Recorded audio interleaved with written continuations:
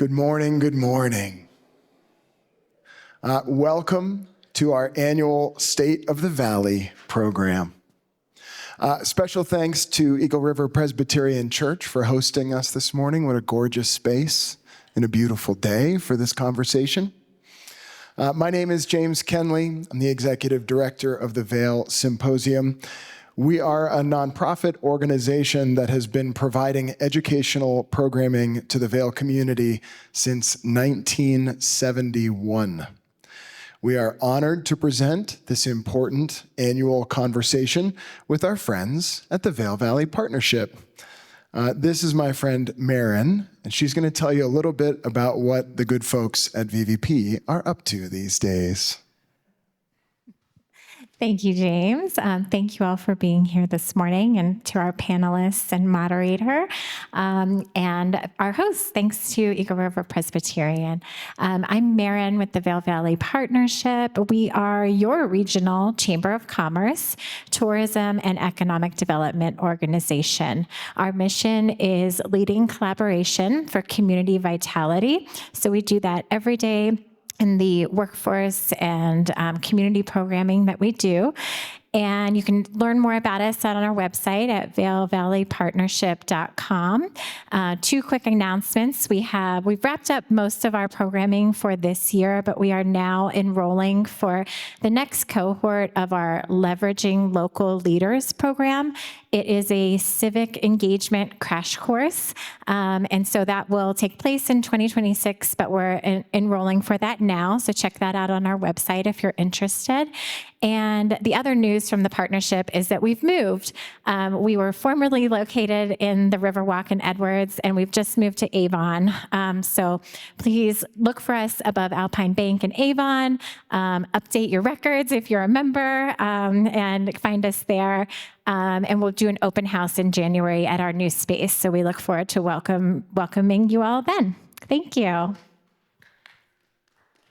Yeah, we can clap for the VVP. We'll get into the program here in just a moment, but I need to recognize the sponsors that make Vail Symposium programs possible. Our presenting sponsors are the Frechette Family Foundation and Discover Vail. Our media partner is the Vail Daily. Our presenter experience partners are Vail and Beaver Creek Resorts through the Epic Promise Foundation. And our lodging partner for at least over 40 years is the Antlers at Vail. Could be 50? Yeah. Vail Symposium, we just launched our winter 2026 season. It's at vailsymposium.org. Throughout 2026, we will be celebrating America's 250th birthday. And I hope that you'll join with us. We'll have our standard fare of general curiosity programs as well, but you'll see a little icon throughout the website that indicates programs that explore America's history and take a look at our future. A few quick dates. Save June 29th for the return of Judy Woodruff to the Valley. Save July 6th for a family-friendly program about NASA and American space exploration. And we just made this announcement last week. Save August 25th for America's historian-in-chief, Doris Kearns Goodwin, will be in the community, will be up at the Villar Center on August 25th. It's almost time. This is the moment where I ask you here in the room and at home to please silence your cell phones. Not a lot of reaching, a lot of confidence in the room. Okay, I'm believing in you. The program is being recorded. We will have opportunity for Q&A and some back and forth, both in the room and online, and we will wrap at 11:30 this morning. I would also like to recognize all of you. You are your business owners, you are employees, you are nonprofit leaders and volunteers, your donors and board members, full-time and part-time residents. We may have some visitors in the room, but most importantly, you are our neighbors. You are our community. This is our state of the valley. Thank you for being with us. To get us rolling, please welcome the Vail Symposium Program Manager, Megan McGee-Bonta.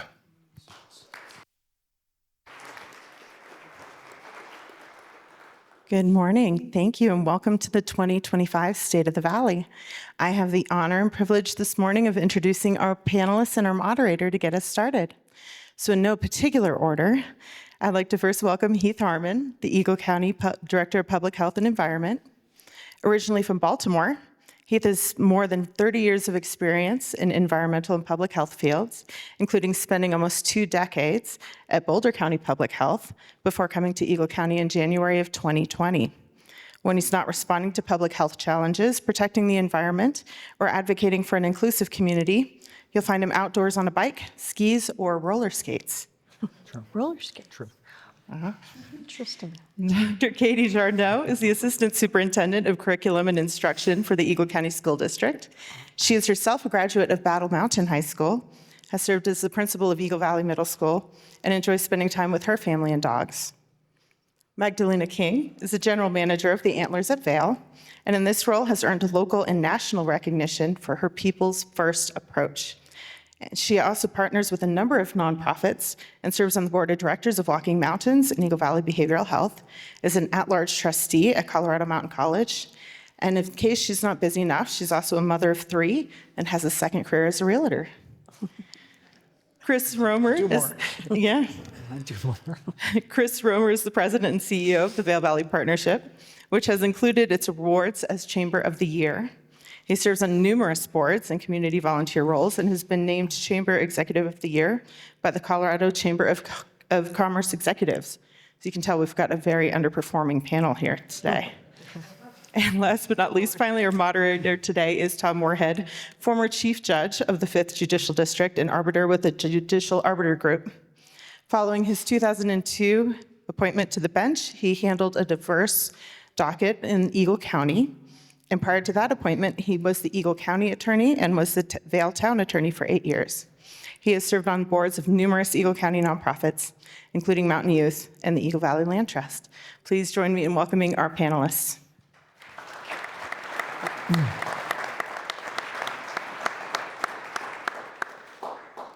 Good morning. It's a pleasure to be here with everyone. In regard to the state of the valley, the first thing I want to assure all of you is that there still are an unbelievable number of orange barrels between Arrowhead and here on Highway 6. So that is still under control. That's going to cover that. Orange barrel are strong. So the first question in regard to state of the valley is, how would you describe the state of the valley? And Chris will direct that question to you first, and then we'll move down the panel, and anything that you'd like to add, please feel free to do so. Yeah, start me with the easy one, right? This is the title of the program, and this is why everyone took time out of their day. So I appreciate Magda taking this question to begin with. No, I would share, when we talk about the state of the valley, I'm going to quote the chief economist from the U.S. Chamber of Commerce. I was in D.C. a couple weeks ago, and he started his presentation by describing the state of the national economy that I think is really reflective of what we're seeing here in Eagle County. And he started it by saying, it's okay, right? And so I would share that, how are we doing? Okay. Right? We're doing good. We're doing fine. There's a lot of really positive things, and there's a lot of really hard things. And I think we're going to explore some of those different topics today. But we have relatively good momentum and relatively good metrics compared to a lot of our neighboring communities and a lot of other places. But we're not seeing the kind of growth and the kind of economic vitality and community vitality that maybe we've seen the last few years. So things are good, relatively speaking. And we also need to acknowledge that things are hard, and we have very real challenges facing the community. So again, I think that Curtis said it well nationally, and I think the same holds true locally. We're okay. Magda, anything you'd like to add? I agree with Chris.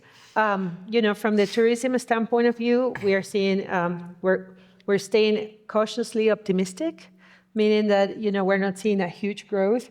There are changes in our valley regarding the demographic that visits us. Wealthier and wealthier people are coming, and I believe that we're in a learning process as to who are our new guests, who are our new visitors, and probably our new second homeowners. And again, we have to be cautiously optimistic when we are forecasting for income, for expenses, for things like that. But things are okay. So yeah. Katie? I guess I would say the state of our valley is just always evolving. My family came here over 50 years ago, and having grown up here, when the school district put in our employee housing in the Miller Ranch area, and the question was, what do we call it? And someone said, well, why is it called Miller Ranch? Why were we looking at Miller Flats? And I was like, oh, I know. And I think I was the only one in the room who knew it was the Miller's Ranch. Laura Miller was my friend. We used to ride our ponies all over where Singletree is now. And so I guess, taking the long-term perspective, I think that we're always evolving and we're always growing. Edwards used to be the back of beyond when I grew up, and now we've got housing all over the valley. So just always evolving, and I think it's interesting and fascinating to look at what is that next step going to be? What is the future going to look like? Heath? Yeah, always evolving. Before I actually weigh in on the state of the valley, I'm going to see if there's a opportunity to do a little crowd participation here. Got a high-tech poll. If everybody has an arm, you can participate. I'm going to give you 3 options, though. All right, so the first option is poor. State of our valley is poor. Second option is it's fair. Third option is it's strong. So for those folks in the room that want to participate, raise your hand if you feel the state of the valley is poor right now. So got just a few. Let's go for fair. Yeah, possibly biased by our panelists already. And then how about for strong? Fewer, yeah. So we got a bell-shaped curve to some degree. I wanted to do that, thank you, by the way, kind of fascinating, and I'm always, I think, surprised by what we end up seeing. But the fact of the matter is that the state of the valley kind of depends on perspective, depends on our perspectives or our experiences. And so if I put my Eagle County hat on, I'll follow up on some things that Chris said. Economically, we're looking pretty good. If I just look at sales tax as one indicator, we're 3% above where we were this time last year. That's fantastic. I don't know that any of us would have predicted that. And we're looking at and or hopeful for just a flat expectation for next year. That said, for some in our community, they don't necessarily see or reap the benefits of that sales tax directly. They don't have that same sense of that strength.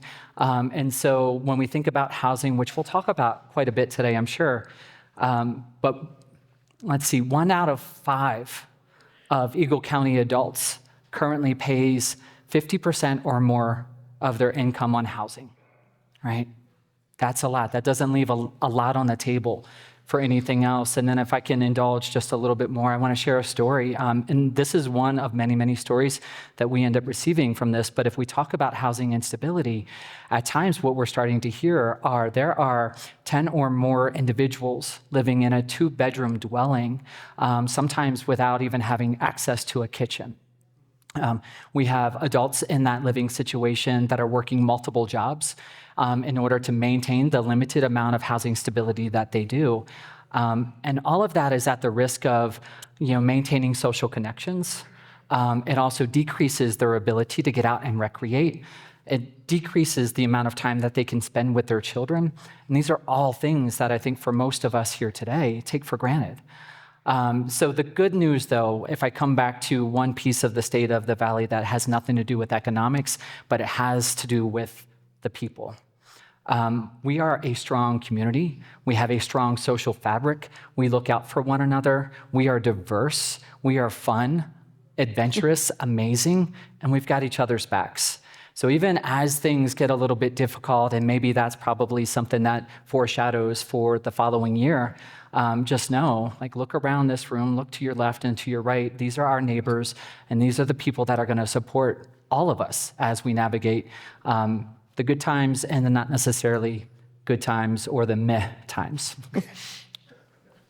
I'd like to add one thing to the strength of the Valley. And our judicial district is the 5th judicial district. There are 22 in the state of Colorado.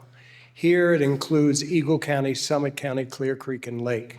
We have 6 district court judges, 3 of whom sit in Eagle, and then each of the counties have a county court judge.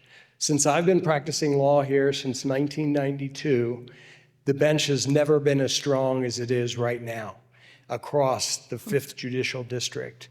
That's something that we really don't pay attention to, but it is really, really in good shape. We're getting another county court judge this summer in Eagle County because the docket is of a nature that it needs another judge. So adding to the strength of our community. Magda, what are you most optimistic about in Eagle County? Thank you. Well, for all of you who know me, you know that I'm a very optimistic person. So I have to be careful responding this because I don't want to be like, this is great. But, there are two things that I remind myself always. One is that you can live your days like if nothing would be a miracle or like if everything would be a miracle, right? And I choose the later.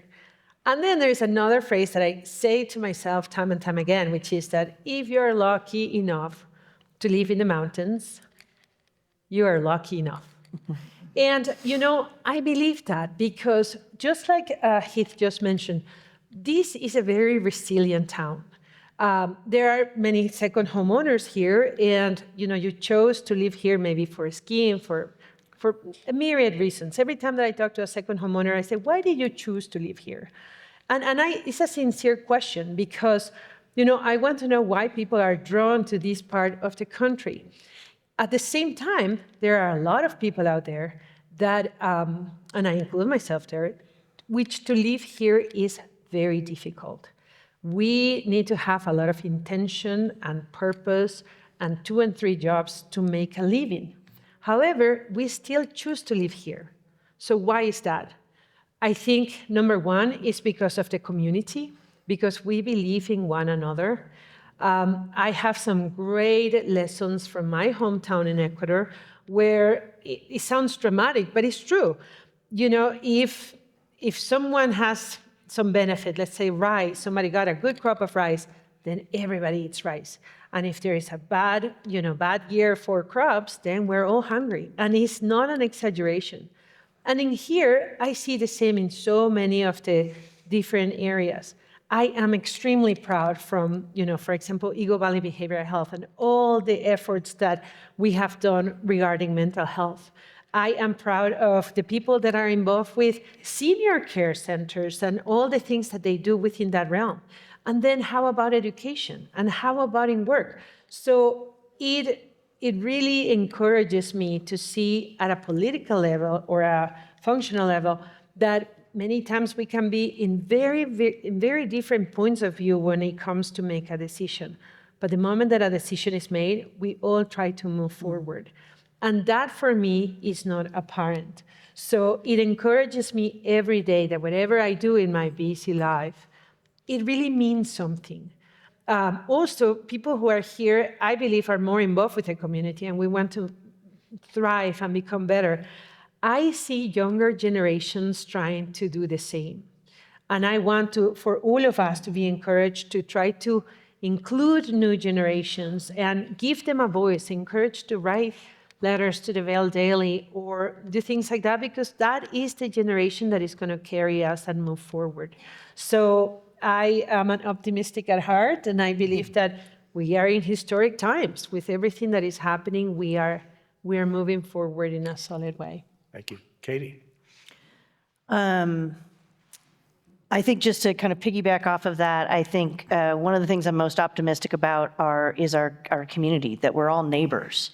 At the end of the day, we're all neighbors, and we may have very different views. There's a lot of polarization, obviously, in our country right now. But I do feel that we can function in this valley as neighbors and as friends.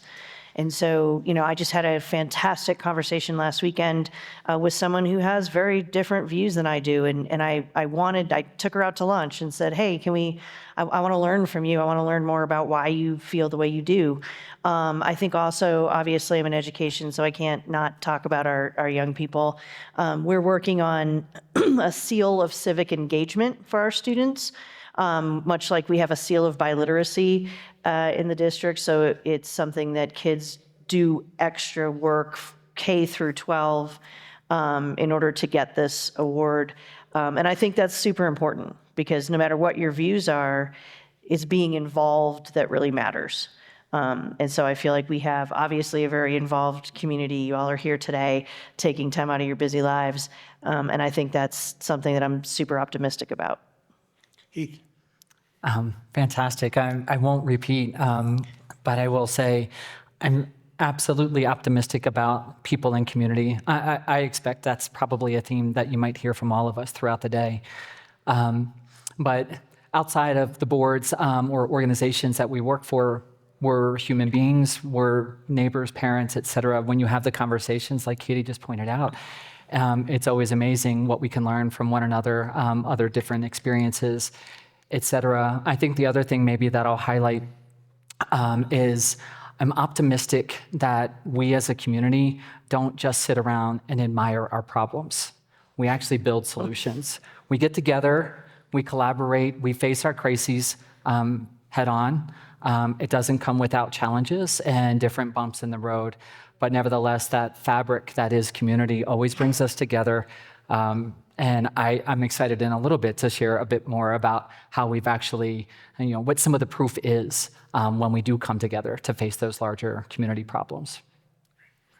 Yeah, and I'll build on Heath's comment with a little bit of a different perspective. And I think our superhero power and what makes me most optimistic is our sense of collaboration. Collaboration is the foundation of what leads to our success, and it really does differentiate us from our neighboring communities and communities around the West and around the country. When we think of the good things that happen and have happened in Eagle County, it's been because of public-private, nonprofit collaboration and working together.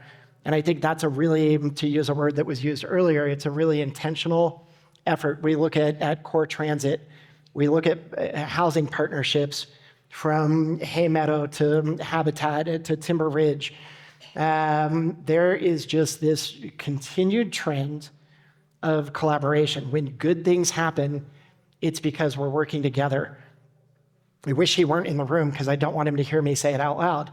But that starts with people like Jeff Schroll. And it starts with our public leaders. Sorry, Jeff. You can pay me the $20 afterwards. But it starts with our public officials. It starts with our nonprofits. It starts with groups like the Eagle Valley Community Foundation. And it on and on and on. Our first thought when we have hardships or we have community challenges is who else needs to be at the table, right? And that doesn't happen everywhere. It really doesn't. We almost take it for granted that public, private, nonprofit, special districts will come together to tackle problems because it's embedded in who we are and it's what we've done for so long. But almost no one else does it, right? And so it's our differentiator. It's what makes me most optimistic on how Eagle County and the Eagle River Valley will continue to thrive. It's because we have this sense of just in our spirit that collaboration and doing it together is better than one entity, damn the torpedoes, doing it on their own. I've been timing how long it would be before Jeff Schroll took a dig. And it's been 7 minutes, Jeff. Thank you for being here. Katie, what gives you the most consternation? I think I've thought a lot about this question, and it's not just our valley, it's everywhere, but especially in a small valley where we know each other. It's social media. and it's the rumor mongering and the misinformation. You can post whatever you want and say whatever you want. I don't post anything on social media personally, but I've been attacked personally on social media with things that are straight up not true.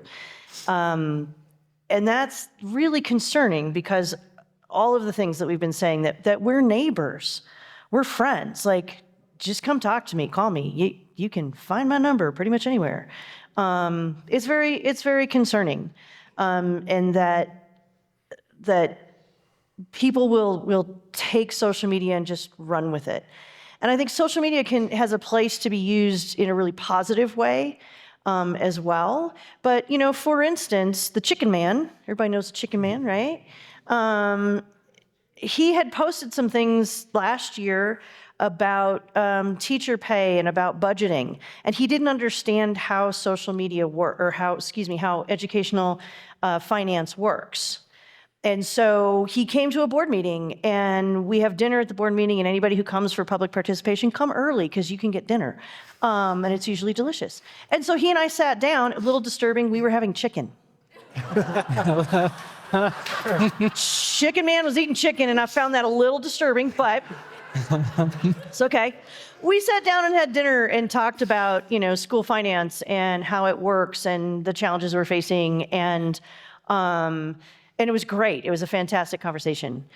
So I just would encourage you all to, think twice. And we teach this to kids about, and I forget the acronym, but it's THINK, and it's, is it true? Is it responsible? Is it, I'm sorry, I can't remember.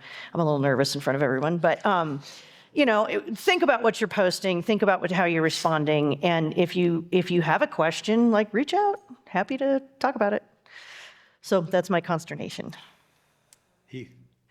Yeah, gosh, I think my new consternation is Chicken Man eating chicken. If you didn't hear already, so I'm from public health and environment, and so on our mission basically to help ensure that everybody is living safe, healthy, and more connected lives, we also work on protecting food safety. So I hope Chicken Man had chicken that was cooked to at least 165 degrees. However, Professionally catered. my real consternations, at least relative to the question, two things. First, I'll start with it's not despair. There's hope out there for all things that we do within this community. At times, though, I struggle with the timing. Right? There's a sense of urgency for some in our community in terms of needing that stable housing. And so the time, or more precisely, the gap between when we understand what the community needs are and then how quickly we can mobilize to help fulfill them. So that's always an issue that has nothing to do with the current state of affairs. That's just always, I think, a concern.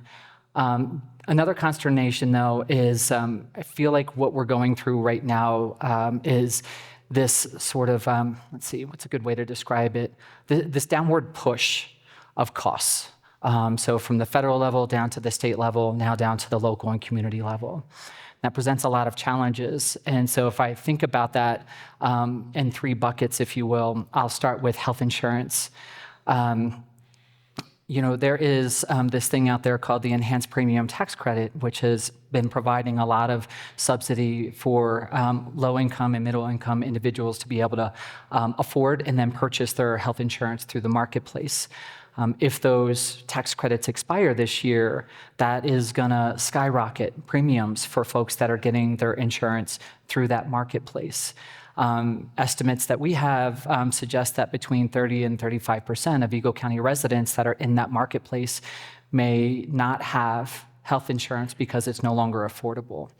To put that in terms of numbers, we have 6,000 total Eagle County residents that utilize the marketplace currently.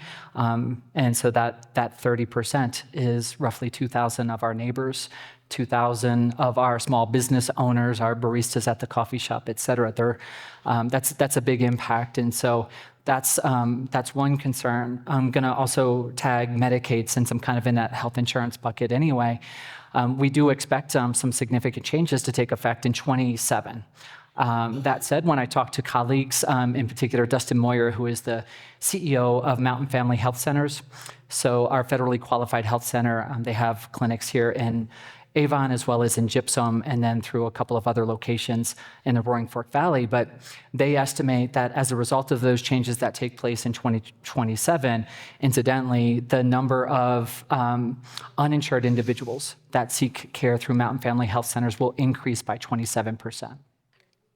So when you take these numbers and you add them up, if you just make a simple math problem, what you end up having is a lot more individuals within our community that are going to find additional reasons why it's a struggle to live here and thrive here.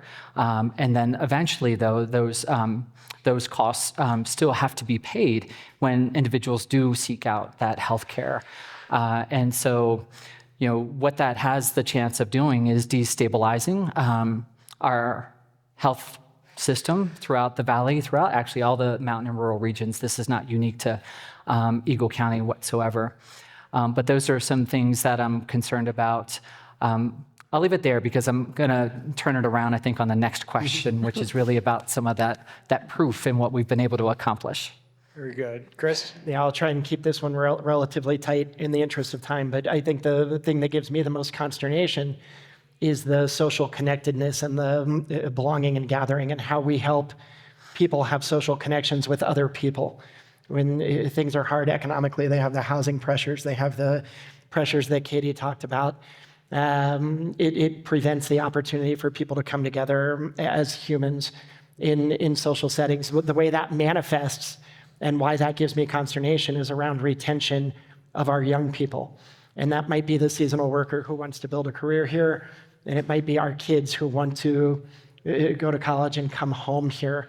I have a lot of consternation around our ability to retain our young people and give them the career opportunities and the opportunities that maybe many of us had to be here as a young person and to stay here for a lifetime. And I think that it stems from a lot of these factors, but it really starts with that social connection and that sense of belonging and gathering and building real, authentic, meaningful relationships. Thank you. Thank you. I will be short too.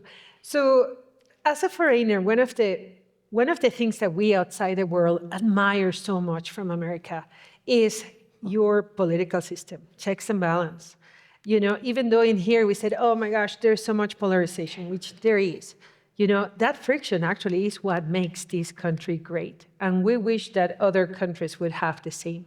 Of course, at a small level, when it becomes very critical and so polarized, it's dangerous. And if I translate that towards our destination in the tourism industry, sometimes we get confused thinking that my competition is Avon or is this hotel or that hotel and so forth. And our competition is actually other ski resort destinations. So sometimes I worry that we are thinking so much what the other person thinks in regards to any topic, instead of us working together thinking that another destination did something that didn't work out. And we have to figure it out how to work together to bring in a solution. So I would say, to summarize it, sometimes we want to impose our own ideas rather than to hear what the other person thinks and move together forward. So that is a consternation of mine, applying to my industry. Thank you. Heath, how have we addressed the mental health, early childhood, and housing needs of the community? All right, let's dive into some of that proof in terms of where we build some solutions. Got a lot of things here, and then there's going to be a part where I'm hoping to actually go through a quote or two, so I might, if it's okay with you, pick up my phone to make sure that I get it correctly. But let's start with mental health. And I don't want to bury the headline, but because of the community collaboration, the investment, sort of the focus on common shared goals, and this year to date, we have seen a 66% reduction in suicides compared to previous years. So I need to preface this with, that's great news. And it doesn't mean that our work is done. And it doesn't mean that things could change in future years. I just want to share that that is good news. That is a collaborative effort. In my conversation with Erin Ivey from Speak Up, Reach Out this morning, we talked a little bit, at least sharing messages about how to kind of frame that and just acknowledge that, that there's still a lot of work to be done and we need to continue to make those investments. But as part of that and as part of that collaborative work, let's also talk about the fact that there's 4,000 people that receive outpatient services on a monthly basis at a minimum level, right? That's primarily through Vail Health Behavioral Health, but nevertheless, if you think about other private providers in our community, that number only goes up. But that's an extraordinarily different number than what it was 8 years ago.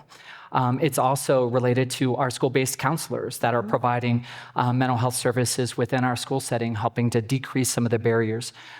We also have 24/7 co-response models where actually a mental health or behavioral health specialist will co-respond with law enforcement. So we've implemented an awful lot. In addition, we take advantage of new funds that come into our community. So we receive opioid settlement dollars, and we turn around and put those into increasing services for harm reduction, treatment, and recovery. So all of that collaboration with that common vision in mind yields some pretty outstanding outcomes. If I think then about childcare, early childhood education, we've seen a capacity increase over the past handful of years by 7%. That might not sound like a lot, but it takes a while to invest and build that capacity.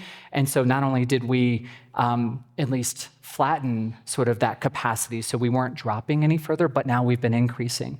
A lot of that is through the lodging tax that's being collected at a county level, and that's also through creative stipends. We're giving teachers basically $500 a month to help maintain that teacher retention, to also help improve some of the professional development. This is where I want to go with the quote. But two quotes that I want to share with you that we've heard from the teachers directly that are receiving the stipends. As the cost of living continues to go up, the stipend has allowed me to keep living here in the Valley. I moved to the Eagle Valley about 1.5 years ago and strongly believe the stipend has allowed me to stay. The next quote, thanks to this stipend, I've been able to cover basic needs like transportation and food, which has reduced my stress and allowed me to focus more on providing better care for the children. So those are some really good stories. And again, this is all about partnership and collaboration, probably way too many partners to name out there, but I also want to acknowledge that capacity is only going to increase in the near future with a new center coming online here in Avon, thanks to partnerships through the Vail Valley Foundation as well as the town of Avon. So a lot more good news, I think, to come in that space. Lastly, on housing, big numbers here. In the past 5 years, at minimum, 1,500 new deed-restricted units are in place within Eagle County. Now, that's not exclusively through the work that Eagle County Housing and Development Authority does. That's also taking into consideration the town of Vail, the town of Avon. There's a whole lot of other partners, like the Eagle County School District, that is also not only implementing deed-restricted housing for teachers, but is also ahead of schedule on some stuff. Is pretty fantastic. But if I dive into these numbers a little bit more, from that 1,500 that I already talked about, 750 are the result of investments through Eagle County Housing and Development Authority, and that is $65 million. A lot of that $65 million over the past 5 years came from the sale of Lake Creek, one big time kind of money influx that we've turned around to invest back into our community to create that housing. And again, the list of partnerships there is just phenomenal. Eagle County School District, Colorado Mountain College, Habitat for Humanity, all the towns, everybody's said that this is our priority, and it's amazing what you can accomplish when everybody has the same priority. Chris. Yeah, what Heath said. It is important to recognize the successes, and it doesn't minimize that any of those three issues, housing, mental health, and childcare, remain huge community priorities.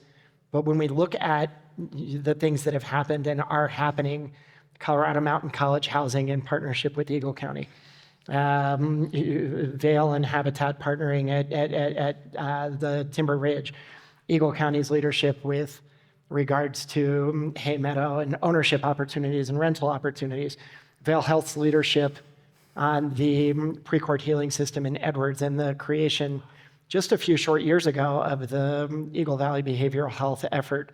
The Vail Valley Foundation and Avon's leadership and Eagle County's support of the new center and private sector Montessori schools starting at Avon and other components. I mean, it goes back to my earlier comments around collaboration, but the fact is, in this community, when we acknowledge and recognize challenges, we don't just sit around and talk about it for years and years and years. We roll up our sleeves, we say who needs to be at the table, and we start to move on it. And it's really impressive to see. So everything he said. Magda. What can I say? What Heath and Chris said. You know, I cannot add more of what they are saying, but I do want to call the attention as a business owner as to how important is our role with everything that is happening around. Here is a very mild example. At the Antlers, we have 9 employee housing. They represent about $720,000 a year of income. We dedicate that for employees. Period. That's it. Is that going to solve the problem? No. We are just putting $720,000 towards a solution.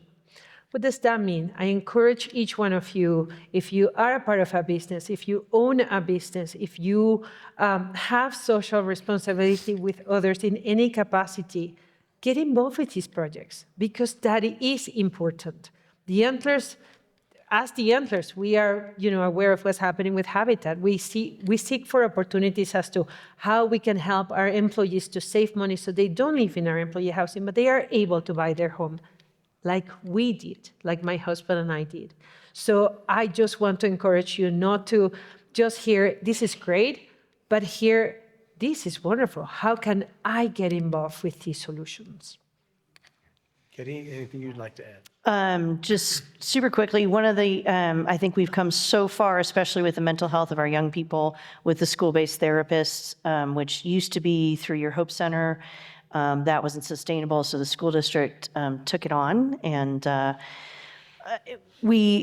pre-court healing center, it's kind of a catch-22, but we just had a student who was transported for suicidal ideation to a center in Colorado Springs. And so I emailed Chris Lindley and was like, why is this person not at the pre-court center? And he said, well, because we don't have it open for adolescents right now because we're not able to find enough need statewide. So, and they can't mix, adults have to be in one place. And so it's open for adults, but they don't have it open for children right now. So that's catch-22 that, this student had to go somewhere else. But I think it's amazing that they don't have an adolescent need at this point statewide. So that's huge. The other piece is, of course, about housing. And Phil Qualman and our housing committee deserve all the praise in the world. They've done so many super unique things. And we've got the Gypsum Early Learning Center. We've got units both for sale through our partnership with Habitat Humanity, and that will be rentals. We do master leases. And we've got, other school districts from around the country coming to talk to us to say, how did you do all of this? We had a goal to have 100 units when we started the master plan several years ago, and we've surpassed that already. And we also have big plans for Malloy Park as well. So yeah, we're just doing amazing stuff. Thank you. Chris, given the increasing political polarization and the current political climate, how do we engage in difficult conversations, and has it impacted local policymaking? Yeah, a loaded question in many ways. Thanks, Tom. You give me the Just leave it there. you give me the easy ones. I appreciate that. Much like the first one, I would like Magda to answer this question.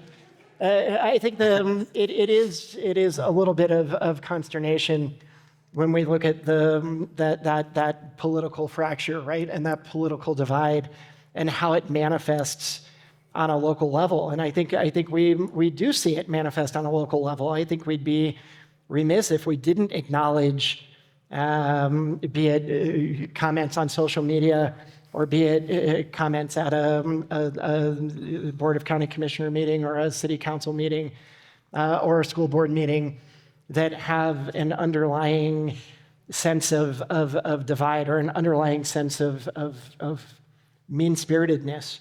And I think that's my earlier comment around social connection and the need for belonging and gathering. I really believe that it's hard to hate up close, right? When you break bread with people, when you have coffee with people, when you actually have a real conversation like the one that Katie talked about, having lunch with someone, I think it breaks down a lot of those barriers, and you're able to say, all right, we disagree, but I understand where you're coming from. And I think our opportunity is to refocus that divide more on what is the shared goal. And if we can identify the shared goal, then how we might disagree tactically becomes much easier to accept, because we understand, okay, we're trying to get towards this place around housing or childcare or taxation or whatever the case. We have a shared goal that we acknowledge. Now, it's okay to disagree. We don't all need to hold hands and sing Kumbaya. It's really not realistic. But it is okay to say, let's acknowledge the shared goal, and how are we going to find common ground on how we get there, and the idea of building consensus and having acknowledgement that there are different ways to achieve these things. I think this is a really macro issue, this polarization and this fracture. And I really think it comes from a place of dig your heels in and don't talk to people that don't disagree with you. And you see this manifests on a national level. People are less willing to live in a neighborhood with people who disagree with them politically. How sad is that? I think it's remarkably sad. Your neighbor should be able to have a different sign in their yard than you do and not fracture that neighboring relationship, right? You could still be good neighbors and vote for different people and support different issues and still have that sense of humanity, but you can't do that if you don't take the time to break bread and get to know each other and have that social understanding of what the shared goal is. So I think it comes down to that sense of community and that sense of shared goals, that we need to refocus on what the shared goals are and less on the how are we going to fight, and what's the initial reaction of digging our heels in. It's coming together and it's working together and it's focus groups and it's increased engagement from our political leaders and our town leaders with the community at large. And it's more togetherness and more study and less surveys, right? How do we humanize the whole process? I think that's the start. Thanks, Mike. Great. What I'm hearing is mission over partisanship. Magda. I agree with Chris with everything that he said carefully.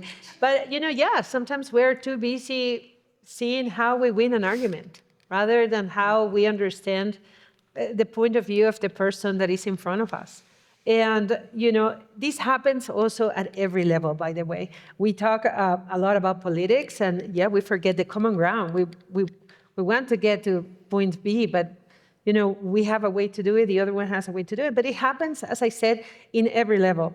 When it's not political, at work. It happens to us sometimes that I want to establish a rate, and it's a different strategy and so forth, and how we can move. So again, I believe that the social responsibility that we have as to teach how to have a great conversation, teach how to learn to listen. And are we good listeners, right? It all starts in those spaces. I have to tell you something that makes me very proud, and that is a question that's coming in a little bit, but I think that right now comes great. Right now in Vail, we are fighting a tax. It's 2A, and I firmly believe that is going to hurt our business. And I am so proud and happy that every time that I have come to a local leader that maybe has a different point of view, they have listened to me respectfully. I have been able to engage in a conversation, and with different points of views, then we're thinking, well, if this measure passes, or if it does not pass, how are we going to move forward? It's the start of a conversation as to how we get ahead, and that is a real example as to what Chris was saying as to how we're able to work together.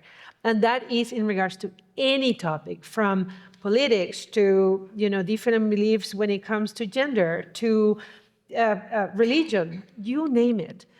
It's just a part of life, and we have to learn how to listen better. So, yeah. Katie. So from the educational standpoint, I'm going to talk a little bit about policy because I'm a nerd. We have policy IB, which is our policy on academic freedom, and it is the basis of what we teach in Eagle County School District. And it says that we teach in the democratic tradition. On top of that, we have another policy called Policy IMB, which is about teaching controversial and sensitive subjects. And it says that controversy is part of democracy. And I appreciated what you said earlier, Magda, about that's part of our democracy is that we disagree and we can have disagreements, and you're allowed to have disagreements. You're allowed, in our Constitution, in the First Amendment, the right to petition. I love explaining this to kids because it's not the right to sign your name on a petition. It's the right to petition your government, to say, I disagree with you. And so disagreement is a part of the democratic tradition, and I think that that's important. In the policy IMB on teaching controversial and sensitive subjects, what I love about that, it's a beautiful, beautiful policy. And what I love about it is that it has teacher rights and responsibilities and student rights and responsibilities.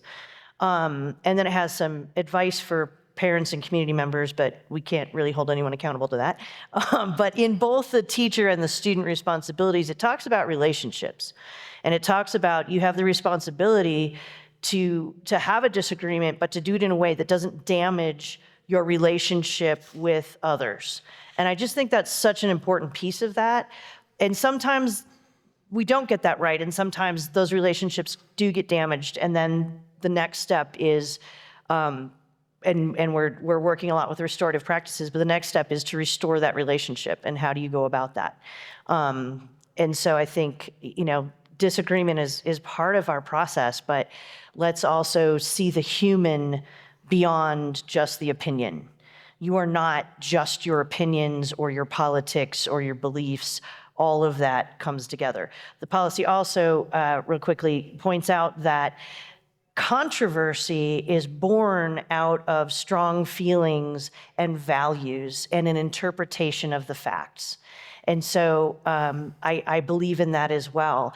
That's where controversy comes from. But again, let's not skip over the human being behind those values and beliefs and opinions. Let's make sure we're seeing the human who has those values. Great. Thank you, Katie. Heath. Yeah, I don't think any of us can deny the national noise out there is pretty loud, but our work is all local.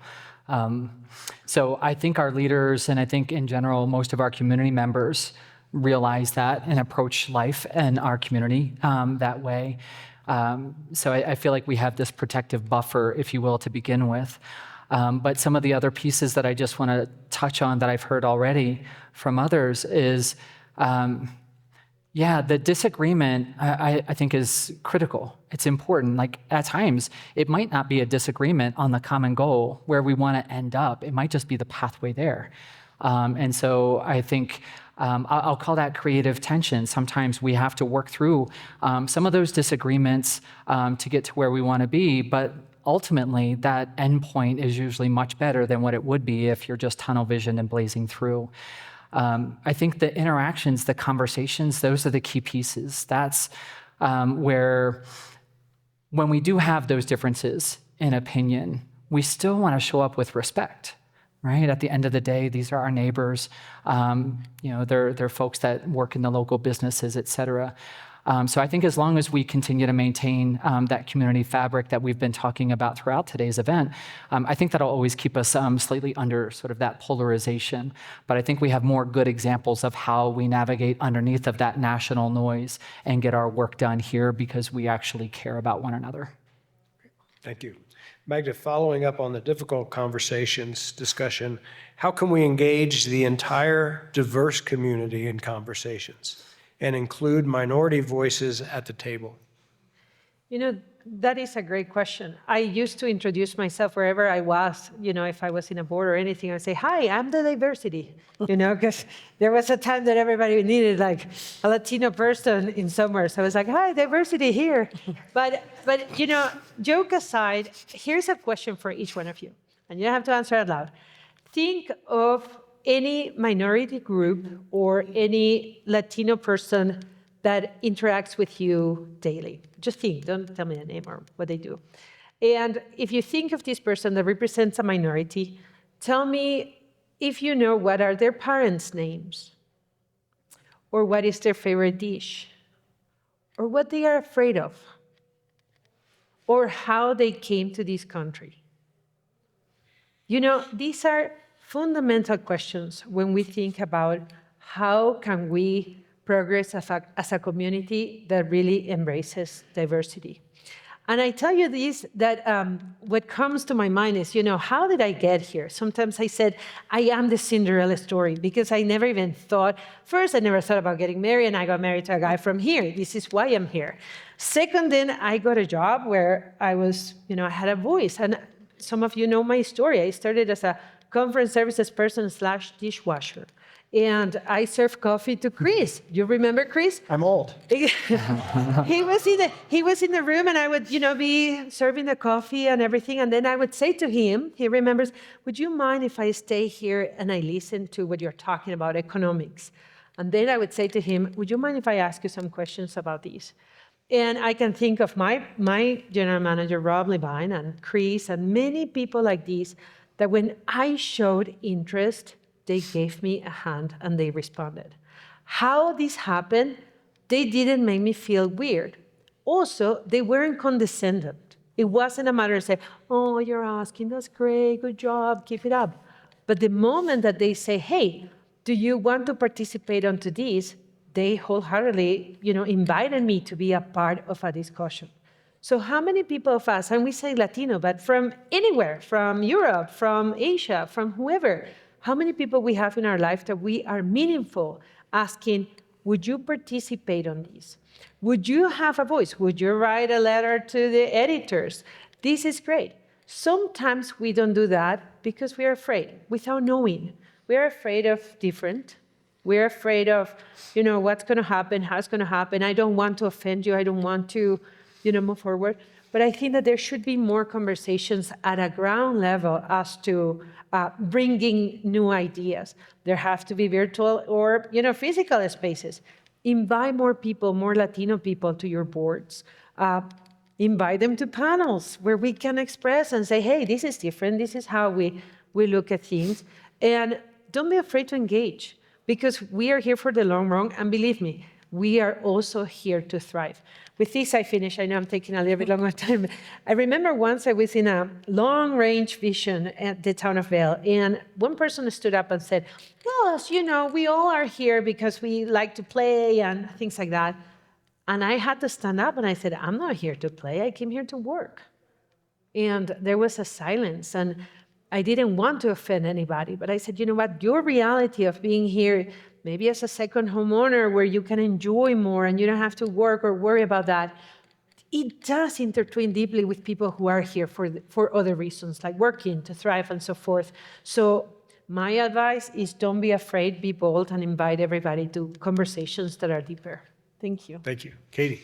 I would just say the same thing. I think it's not just inviting in terms of a general invitation. It's a personal invitation. It's reaching out personally and saying, hey, we've got this event happening at the school. I would really love for you to come. Or we really need some more representation on our PTO. Can you come? It's the personal invitations. I would also say, don't let language be a barrier. I moved away and lived in New England for like 20 years, and then I came back to be the principal at the middle school I attended, which was awesome. But I was really shocked at how things felt very different to me between the Latino community and the white community. And I asked some of my friends from high school who were Latino and said, I don't recall it being like this. And I asked my parents, and I asked some other people, and one of the common threads that came through that was, language has changed. We have more native Spanish speakers than we have before. We have more people who don't speak English than we had back in the 70s and 80s. Yes, I'm old. And that really struck me. That really stuck in my head to don't let the language be a barrier. We have so much technology now just to get past that. And thinking about one of the people that I work with every day who doesn't speak English, and we use Google Translate all the time. She loves that I always have fun shoes on. Zapatos, I've learned that word. But to not let that be a barrier, even if you're like me and you're language challenged. I've tried to learn Spanish. I just can't seem to make it happen. But find ways around that, because at the end of the day, again, we're all human beings. Thank you. Heath. Wow, that's some really wonderful information already, so I'll try not to repeat anything, but I'll start with this. Right within the question, we were talking about minority voices, but let's be honest, for 30% of our community, for 30% of our entire community, folks identify themselves as Hispanic or Latino. When we get into then our school-aged youth, that number goes up above 50%. I mean, we're talking about a significant portion of our community, a very important experience that we need to incorporate into our planning. So let me talk about maybe some of the other pieces in terms of how we might be able to do this. And I do not want to profess to be an expert. I learn more and more about this every single day. But as we've talked about the idea of participation and engagement, what I would offer up is let's not just think about this from a perspective of translation. Really, it's participation and working together on the front end to really partner on the development of solutions to some of our community's largest problems. Let's not just invite folks in our community to our table, rather let's go to their tables. Sometimes that sounds really difficult, and so we need to figure out where are the trusted relationships and partnerships that already exist. So as a government entity, it would be silly to think that we have the trust of our community, and especially then smaller community groups. So we lean into those partnerships, and whether that's leaning into our internal program, Campeones del Sistema, to think about how to engage with our Hispanic and Latino community, or if it's really reaching out to Mountain Pride so that we can engage with our LGBTQ plus community. Sometimes it's not, again, about inviting them to our tables, but how can we actually show up at their tables and do it at a time that they're convening.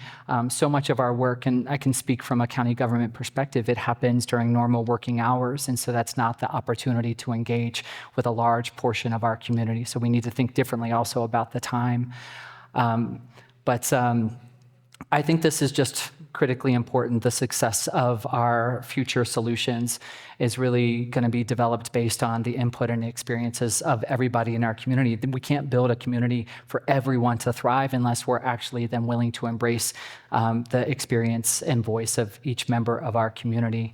And ultimately, when we're doing this as leaders, maybe what we have to think about is as community organizations are building that capacity for community members, and so we can think about Elevar as an example, Campeones del Sistema as another example, that Mountain Pride another example, but we need to think about how are we building that capacity internally. So as leaders, what am I doing to build my capacity to embrace, and then as somebody already said, to listen. After all, when we engage with community members, let's take them at their word. They're the experts in their own lives. Thank you. Chris. Yeah, I think the only thing I would add is to double down on his comments about needing to go to these groups. It's not enough to invite, oh, we publicly noticed this thing and we're having this program or this event or this council meeting. It's about going to those communities and taking that extra effort. And it is extra effort. It's more effort for our nonprofits, for our local towns and county and other groups and public health and in the school system. But how do we go meet people at their table instead of just telling them to come to our table? I think that's the most important first step to address this exact issue and to have more representation is not, we have this board seat open, you should apply. No. Going and explaining what it is and going to any of these different communities. Heath listed many of them. Thank you. Katie, what is one thing or project at your organization that you're most excited about, and also outside of your organization? So I would say within the organization, we have been doing a lot of work in restorative practices, in community building, and how do we build community. We started with middle schools last year. We're working in elementary schools this year. We're going to be moving on to high schools next year. And in the middle schools, restorative practices is a prevention tool. If you build community and you work on relationships, you have engaged students and adults in your schools. And so it's all grant funded. Lisa Pashada is the coordinator and has done a wonderful job. Lisa got a woohoo. Did someone woohoo that? Yes. Yeah, I agree. Woohoo! Like, oh, yeah. And she is just doing amazing work. We're looking through and updating our discipline policies. We have a committee that is working on that. So that's really exciting. And in our middle schools where it's really been rolling, we're seeing a huge reduction in discipline incidences. And a lot of people confuse like, oh, restorative practices means that, you don't suspend kids and you don't give out consequences. Absolutely not true. 100% not true. And there is a decrease in suspensions and expulsions and that sort of thing, but that stems from a decrease in disciplinary incidences. So that's super exciting. As far as outside our organization goes, I'm going to cheat a little bit on this because it's the partnerships between the school district and our business partners, the Vail Valley Partnership. We have such an amazing programming for our college and career ready. We have a 5-person team that focuses on that, but we have Career X and Career Wise, and we do apprenticeships, we do job shadows, we have, we call it the Show Me the Money Pathway. It's an independent study class at each of our high schools that allows kids to get industry certifications. And so it helps them move along in their job path. So a little bit of a cheat on that, but it's the partnerships we have with all of the external organizations that is so exciting and super unique to our community. We have more business partnerships in our school district and our community than some of like the Front Range school districts, like Colorado Springs. So it's pretty amazing, the programming that we have. Thank you. Heath. All right. Internally, I'm going to talk about a thing. I think it's way too difficult, and I'm going to get myself in trouble if I try to think about one Eagle County government initiative. There are many good initiatives, but behind every good initiative is a dedicated team, and that's what I want to focus on. It's the people. One of the things I love most about working at Eagle County government is who I get to interact with in every single day. I kind of, they're definitely more than just colleagues. They're sort of that family. We have a lot of great relationships, but the dedication is amazing. The commitment to public service is just really inspiring. Everybody realizes that they are also members of the community, so I think they want to double down in terms of the work that they do.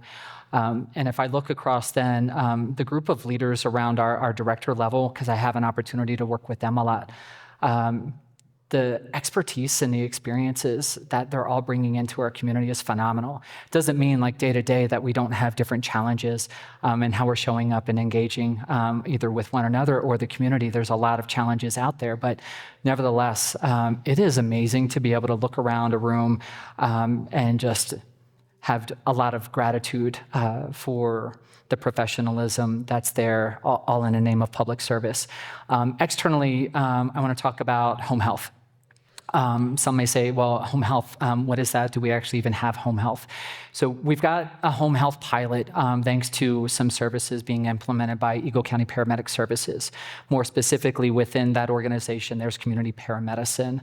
This is a small pilot at this point in time. We really have a nurse that is providing some of this work, but there's an interest to be able to build that out to 2,000 visits in 2026. So I'm excited about where that's going. That is born out of a gap in 2023.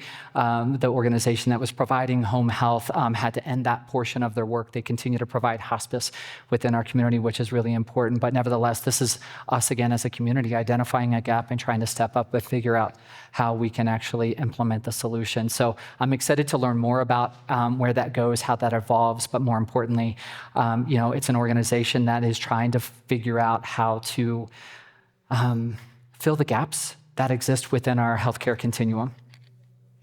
Heath, what are the projects that have been going on at the Eagle County building? I drive by there and I see a lot of activity going on. I'm not sure. Most of us haven't been able to access the county building. No, I will say this. Geothermal is by far the largest project. So you've seen fences, a lot of heavy machinery, pieces of the road have been dug up, a lot of holes in the ground.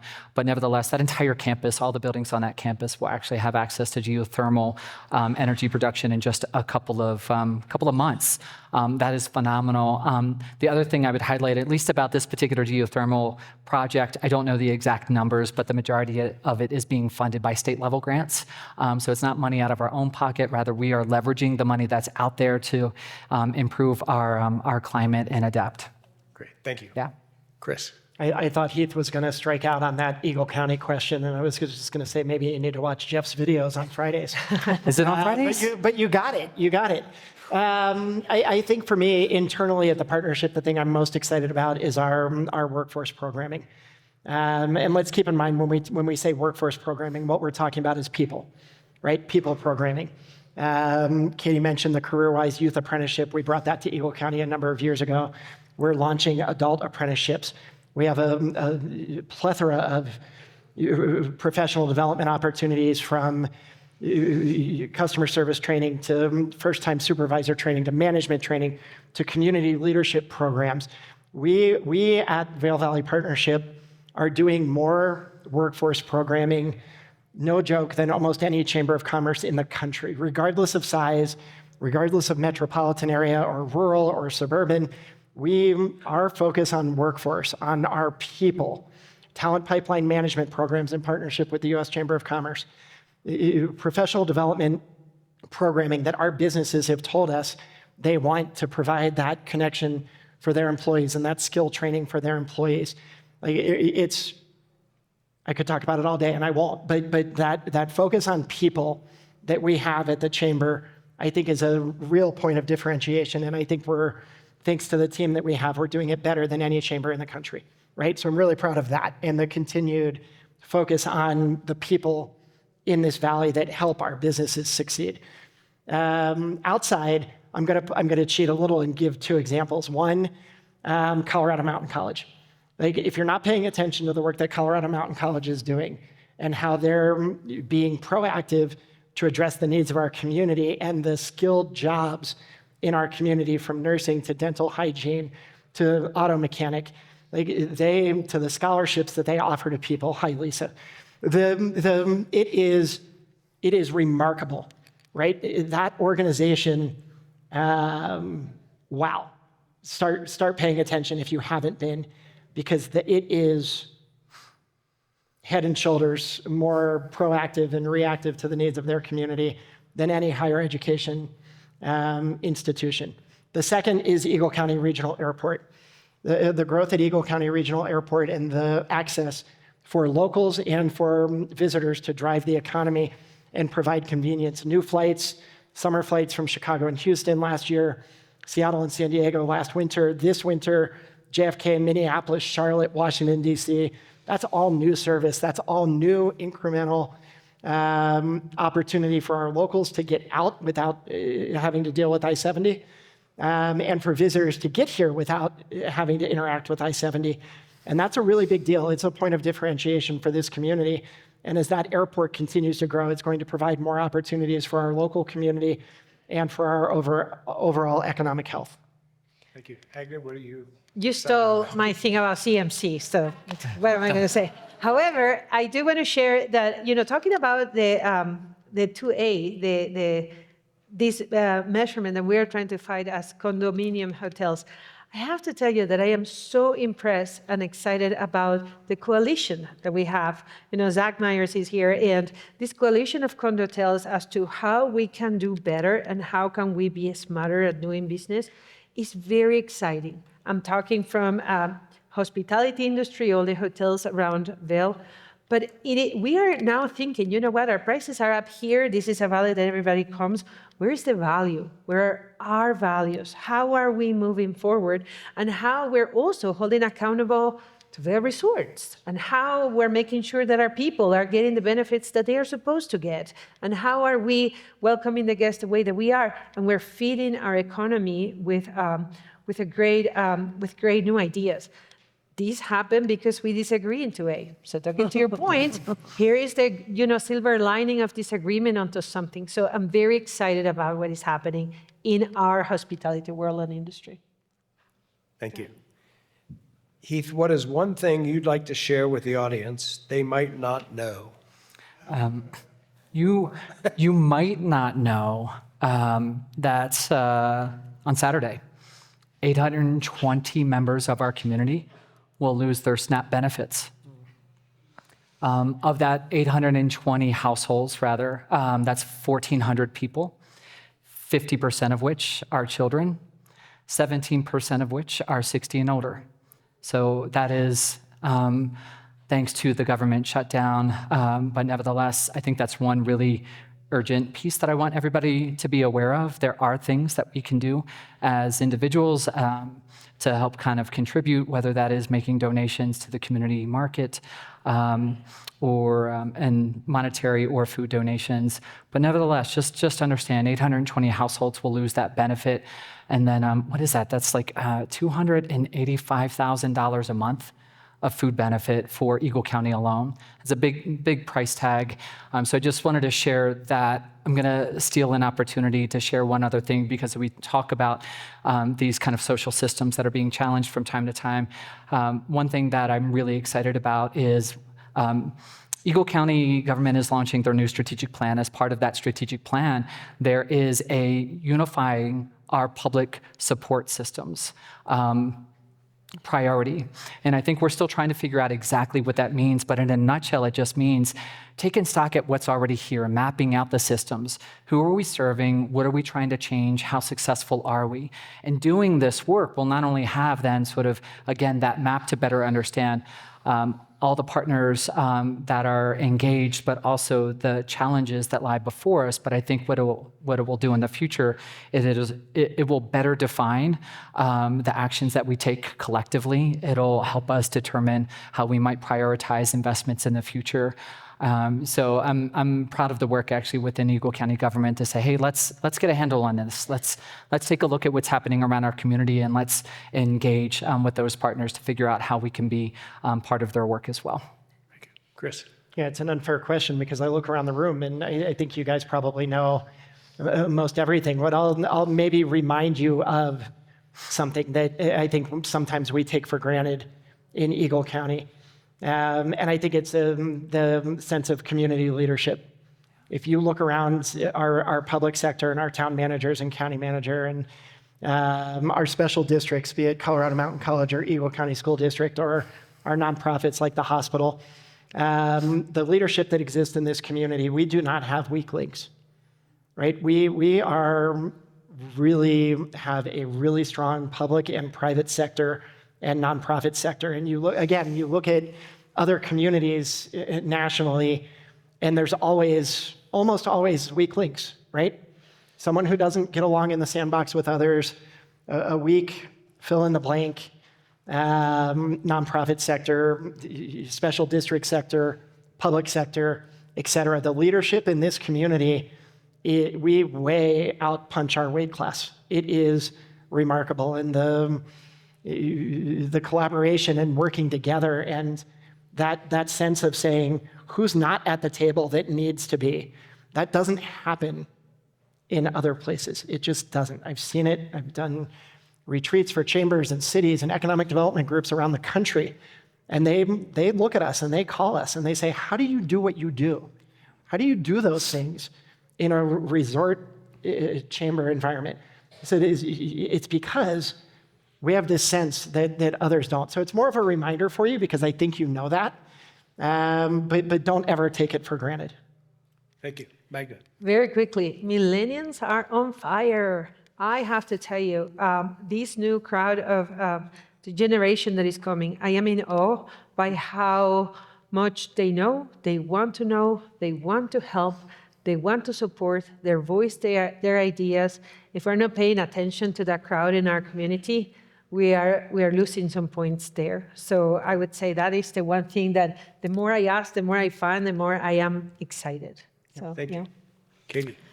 One thing you may not know, and Chris kind of stole mine a little bit, Sorry. is the number of community partnerships that the school district has. I started my career in New Hampshire in education and came out here and I was just absolutely blown away.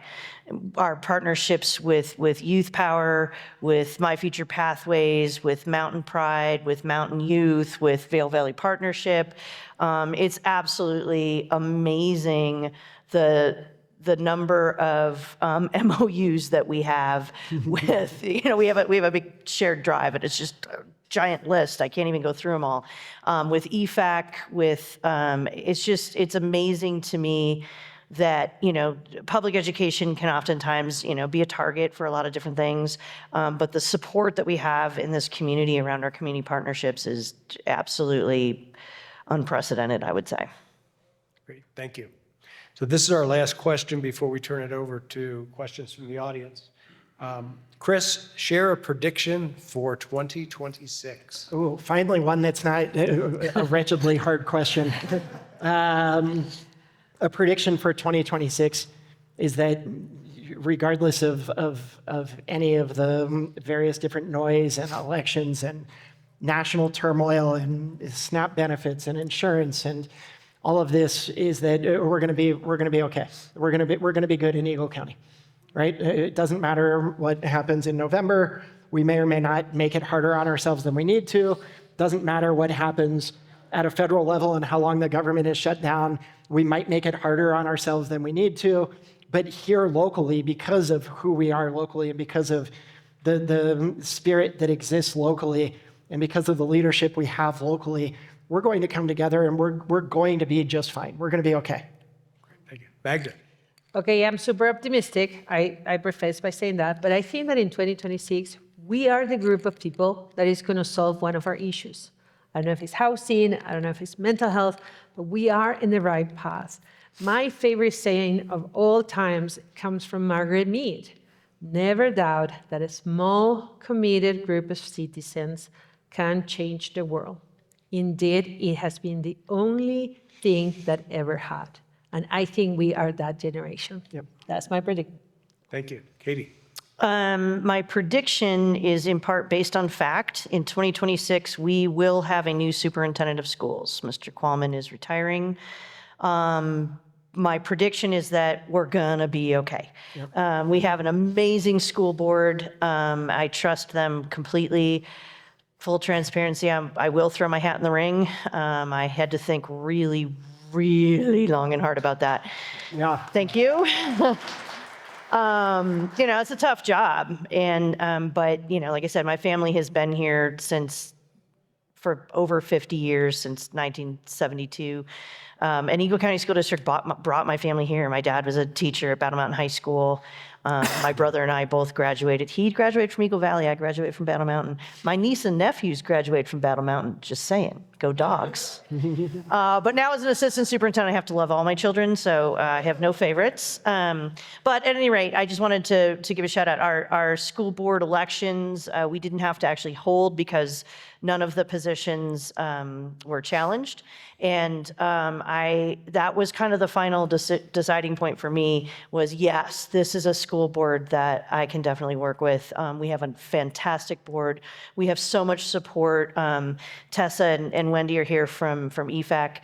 So it will be a national search. And I just have every confidence that our board will find the right person and that we're going to be okay. And we're going to continue to move forward with the great stuff that we're doing. Great. Heath, prediction.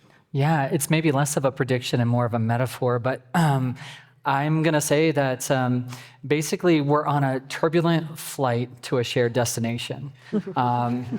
There's going to be some bumps. There's going to be some strong like that. headwinds. It might slow us down. We will arrive. I have a lot of confidence in that. Yeah, I think I'll close with that. Great. Let the record reflect there's been no Super Bowl predictions. I'm a Pats fan, I gotta be honest. James. All right, before we come to you, would you please express your gratitude for this group of community leaders? Thank you.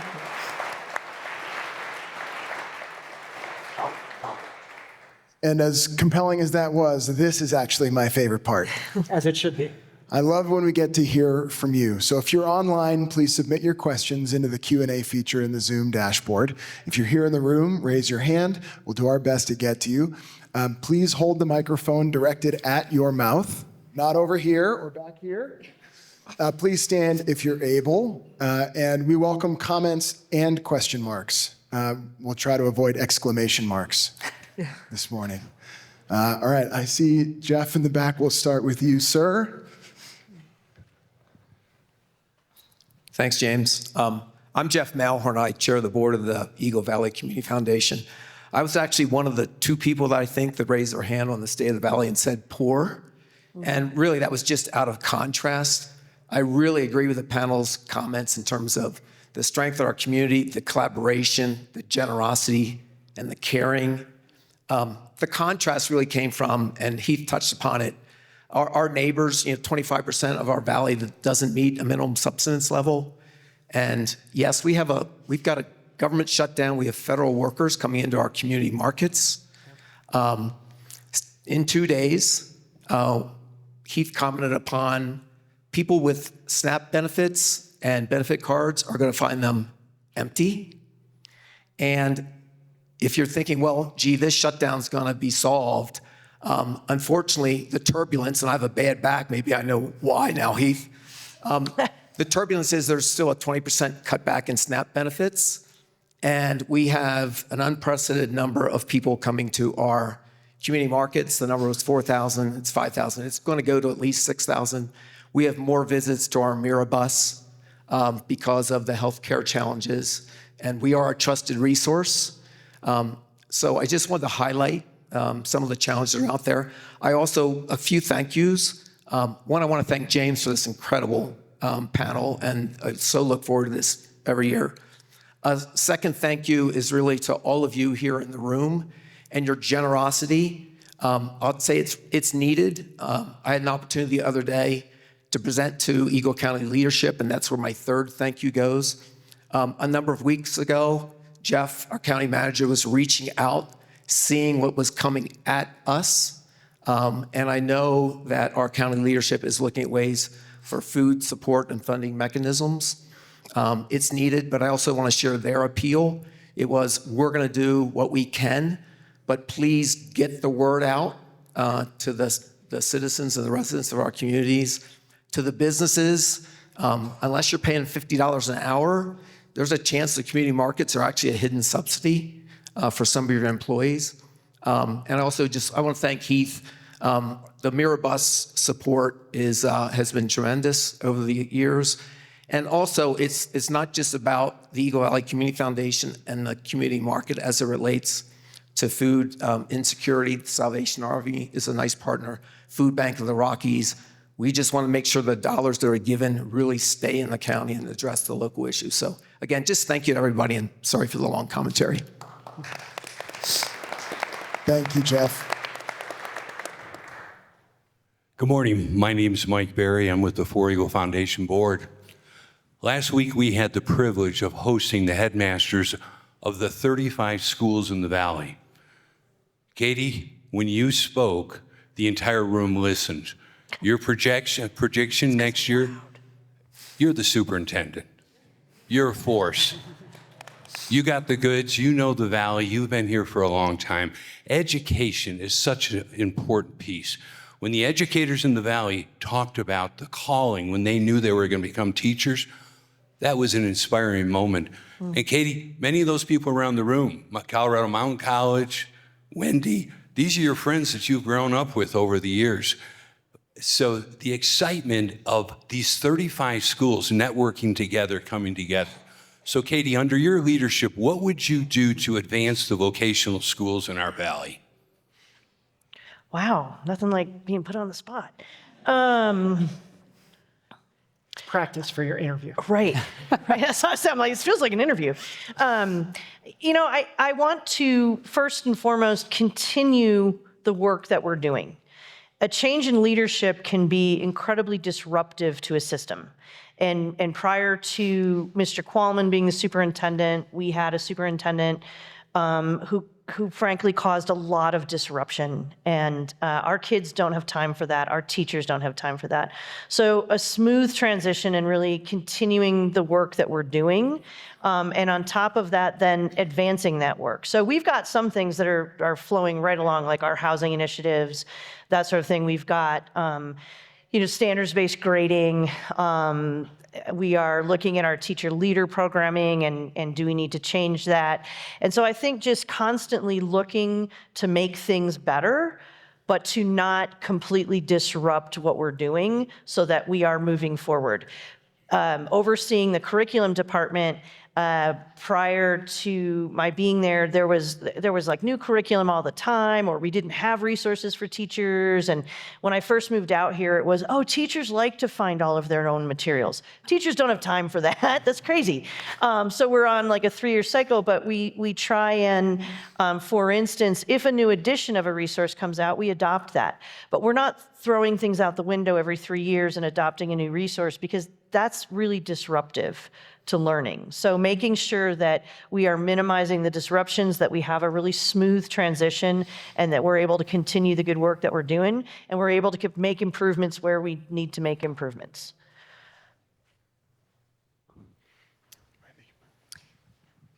Hi, I'm Wendy Reimel. I'm the Executive Director of the Education Foundation of Eagle County, and and thank you, Michael, for getting us all together. That was a fantastic meeting with Steve O'Neill over here and our education leaders. And I know we're talking a lot about education, but I really see it as the foundation of what we all stand on. I see it as our gravity. I see it as our futures. And one of the things I want everyone in this room to know is that there is a crisis in Colorado in funding education. We talk about housing, we talk about childcare, but we really also need to talk about funding. And it is a local solution. When we look at the state of Colorado, they're not going to come and save us. It is one of the missions of the Education Foundation of Eagle County to advocate for local funding and to support the initiatives that our school board puts on the ballot. And I think that if anything, one of the biggest things that we can do as a community is to look at being the local funding solution for our public school system. Thank you, Wendy. Thank you. I couldn't agree more. That would be another area of focus for me, just because you've said it, but the state is not going to save us. They're just going to cut and cut. I'll build on that. I think that that's true across most every sector, right? And this has been building for decades. So there's no partisanship in this comment. But the federal government is not going to bail out state governments. State government is not going to bail out county governments. County governments are not going to bail out city governments. Like, the determination of any local community is going to decide what your community is going to look like with regards to healthcare, with regards to education, with regards to early childhood, with regards to all of these different components. So I appreciate Wendy's comments. I agree with it. I also think it manifests beyond education to truly, like, local communities will determine what local communities look like. And we've been building towards that for the past 30 plus years. Yeah.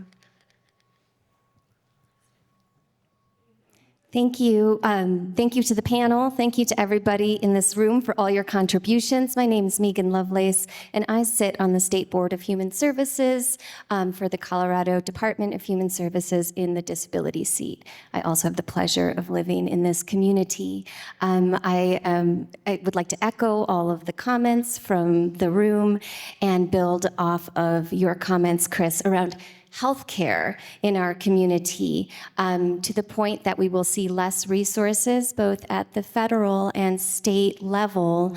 I think that we do have the resources in this room, both monetarily as well as from a mutual aid standpoint. And now is the time for us to think very deeply around how we are caring for our communities, most especially our seniors, as we look at many more folks who just won't have access to health insurance and the kind of health care that they need. Living at a ski resort, there are lots of folks that have disabilities in our community that don't always get the help they need. Additionally, we will see many more folks who live in poverty in our communities that will lose access to health care because of the changes to Medicaid, which are coming now. And I encourage everyone to look at the governor's budget, as we will see additional cuts. Call to action for our local county government, as well as for our chamber and our hospital, is to think creatively about catching folks before they land in a healthcare crisis, catching folks before they land in medical debt that does not allow them to participate in the community the way they do today. Thank you for bringing up SNAP. Not only does it mean that folks won't have ability to get foods through the SNAP program, it also means that our local businesses that accept SNAP won't have those dollars in the community as well. So as we think creatively around tools we already have, like the Mirabus, like the community market, how are we addressing the intersectionalities that exist in our community? Poverty, diversity, our amazing group of neighbors who have recently moved here that we welcome with joy. All of those folks need food, employment, education, and healthcare. And together, if we think creatively and we put our egos aside, this is something that we can do. I believe in our community and know that groups like the State Board of Human Services is there as a resource while we look at regulatory work. We know that it comes down to all the communities across the state. So let's make sure we're shoring up our resources. What do we have to offer? And then readily coming to the table, especially for our seniors. There's a 2-year waiting list for Meals on Wheels. And many of those in-home care things they're just not there right now. But we can do this, and we can do this together. Thank you. Samantha. Good morning. Thanks to each of you for your deeply insightful, thoughtful, and informed perspectives, both on the opportunities and on the areas of consternation. My question is higher level to each of you because you each are representatives of Eagle County and Eagle River Valley, but the geographic nature of our region is unique, spreading from Dotsero or even Elgibel up to Red Cliff and Bond and McCoy, and yet we each tend to think in our sort of regional or localized levels. So I'm deeply curious, this comes from an area of thought and consideration. How do you think about or approach the countywide geographic spectrum that we're trying to reach and serve, and how we do that? Yeah, I'll start, Heath, and then allow you to come up with a better answer and give you a minute to think about it. But I think the first and most important consideration there is just being aware and being cognizant, right? And I mentioned earlier in a different context of being able to go to people, right? We need to be able to go to and not just expect people to come to us, be that at the Eagle County building or at the chamber or at the community market or whatever the case. How do we expand how we think regionally to be able to go outside. And I would even add to your comment, we're talking about the county, but we have a significant number of people who live in Summit County and work in Eagle County, or who live in Garfield County and work in Eagle County, or who live in Route, and et cetera, et cetera. So we actually need to think even more regionally about how we collaborate and how we come together through different groups that may exist, to think about it from a bigger picture. But we can't just say, look at all the great things we're doing, come to us. That's a mistake. Yeah, I think I'll build on that piece. So when we talk about engagement and participation, the same is true, I think, to your question, Samantha's. Again, with that Eagle County government lens, we still need to be present in some of those other communities. We need to travel to those communities, understand the best way we know what's happening in those communities and what those needs are is trusting them as the experts, again, in their own lives and within their own community. They can share their stories in terms of what their day-to-day looks like, what the supports are that exist, and what the barriers are that we need to kind of remove and work with them to remove. So I think a lot of this is based on conversation. It's not a one-time conversation. Those conversations need to build to long-term relationships. And I feel like I see that within like mayor and manager meetings that happen at the county government level. So there's a lot of conversation, and when there are issues that are coming up in one community versus another, at least from my limited experience in that setting, is we'll see members from that community talk about, hey, we have this need, we're thinking about this. Have you ever had this? Has anybody else ever dealt with this? Is there something that we can collaborate? So I do love the fact that there's a sense of collaboration already around what community needs are, what are the policy levers we can pull, and what are the investments we can make. And that stems actually back to a lot of time in COVID as well. I can't tell you how many different days and things that we would talk about while gaining the input from a lot of the different community members. So just a lot more collaboration, a lot more conversation. Hi, I'm John LeCompte with the Vail Daily. I cover crime and courts. Question might be best for Judge Moorhead. Hopefully. So, I think I haven't heard much discussion about crime and courts here today, and I think perhaps the most overworked professional in the county right now is our district attorney, Heidi McCollum. I know she has staffing problems in her office. We're going on a year now without a public information officer, so it's very difficult to get your questions answered. We do see major crime in this valley, and we're seeing major delays in some of those cases. So my question is there anything we can do to help Ms. McCollum reduce her workload, fill those vacant positions, and perhaps keep her sane in the process? Yes. You should go to law school and then apply. You should go to law school and then apply to work for her office. The challenge of getting employees in that office, qualified employees, has been ever since I was on the bench. I went on the bench in 2002. So I know that has been a challenge since that time. And it's very important. The public information officer is critical. One of the things that I always talked to the Vail Daily about is that we have a tendency to believe that we're in Happy Valley and that there really aren't the important social needs or criminality. When we were talking about increasing the size of the Eagle County Justice Facility, people thought we didn't have anybody in jail. When the fact of the matter is, all of those needs are some of the last needs to get met. As far as staffing difficulties, I will say that the judges are asked to do more with less. There are fewer people working in each courtroom. When I started practicing law years ago, you'd walk into a courtroom, there was a bailiff, there was a constable, there was a court reporter, and that is all the staff that the judge had to help. And those people just don't exist in the courtroom any longer.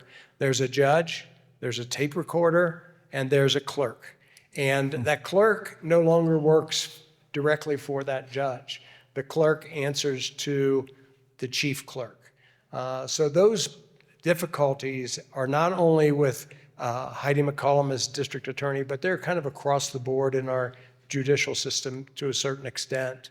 I really appreciate your bringing that up. It's something that folks might not realize, but it is very, very important. Thank you. Heidi and I grew up together. We're best friends. I do what I can to help keep her sane.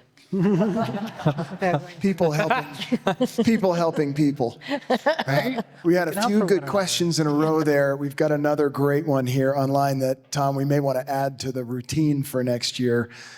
Ian Grask asks, and it's a twofer. If you had a time machine to go back to the creation of our community, what would you have advocated to create and build differently? Flip side of the coin, if a time machine showed up today and out walked Eagle County residents from 2085, what are they going to advise you to change now to make the future better? Thanks, Ian.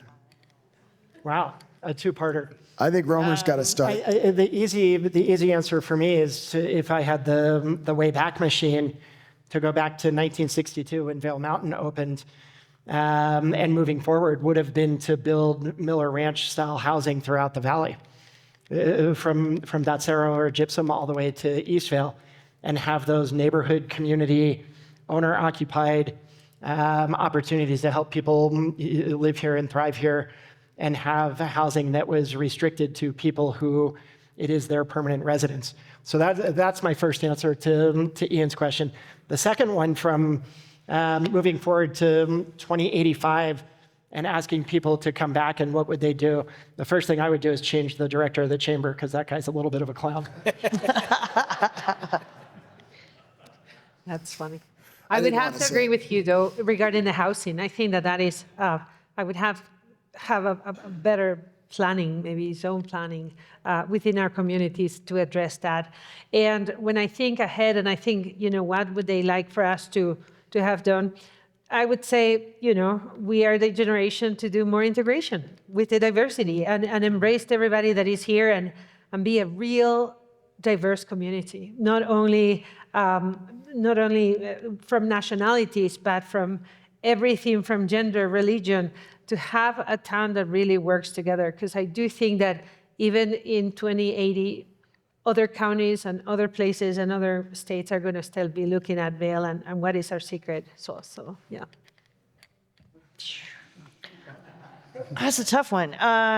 Going back in the Wayback Machine, I think I wish we had smaller high schools. And Magda, you and I just had this conversation this morning about, sometimes a smaller setting. Our high schools are about 1,900 kids each, our two major high schools. And I think about way back when I was in school, when Wendy was in school with me, and just how much I feel sort of tighter knit the smaller schools were. We have a great job with our elementary schools being neighborhood schools and being small, our middle schools, but I wish we could have kept our high schools a little bit smaller, if that means building a third school or what have you. As far as the future prediction, gosh, I don't know. I'm going to pass on that because I'm just not sure. Yeah, I think the movie watcher in me obviously wants to say, save the clock tower. Sorry, Back to the Future reference, but that's what I want to do. I want to save the clock tower. I am running for office, and that is my singular platform. Do we actually even have a clock tower anywhere in the valley? We do. Okay. In Vail, we do, yeah. And we should That's save right. it. We have a. And we should save it, yeah. So there, I've already got a couple of supporters apparently. Look, I think I talk an awful lot about the sense of community and what holds us together, right? We do have those geographical differences that Samantha was talking about. Like, there's a lot of distance between us. And so I would think about, I'd build on a little bit more of what Chris really said, and thinking about how is it that we're actually building then really connected communities, integrated communities, access to the services are there, transportation, maybe by rail exists between. Like, I would really just kind of shake that Etch-a-Sketch up and have some fun and redesign it. But I would take some of the great lessons that we have learned over time and the ones that we're really fond of that have worked well. And I would say, yeah, let's build upon those, and then let's make sure each of those is really well connected. And then, for the future, I'll say, like, it's not too late to continue to think in those ways. I've talked an awful lot about participation of everybody in our community in terms of helping to inform our future. And so I would want to find ways now that we're really leaning into that space. It's not easy to do. It's really hard as a government to engage and receive the input and embrace it from so many diverse perspectives in our community. But let's start building sort of that muscle right now. Let's work that out. Let's gain some strength because whatever we do in terms of building that participative approach now, it's going to serve us really well come 2085 and beyond.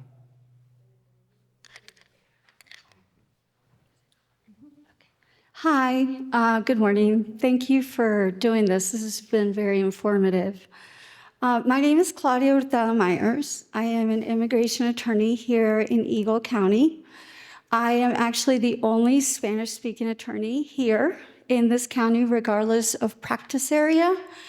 And one of the things I've noticed that is of concern, we didn't talk a whole lot about legal, but the fact that I'm the only one here, we have a legal desert for our Hispanic community.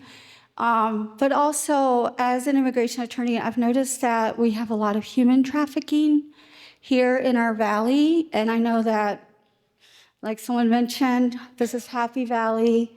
We don't talk about it. I've been in conversations with the Human Trafficking Coalition of the state of Colorado.